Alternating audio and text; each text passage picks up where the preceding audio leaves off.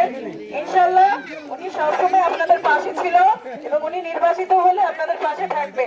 আপনাদের বিভিন্ন সমস্যার কথা আমি শুনলাম, যেমন রাস্তাঘাট, মসজিদ, মন্দির, নারীদের নিরাপত্তা, এই বিষয়গুলো শুনলাম। তো উনি শহীদুদ্দিন চৌধুরী অ্যানি ভাই নির্বাচিত হলে আপনাদের এই সমস্যাগুলো উনি সমাধান করবে ইনশাআল্লাহ। সবাই দোয়া করবেন অ্যানি ভাইয়ের জন্য। আসসালামু আলাইকুম।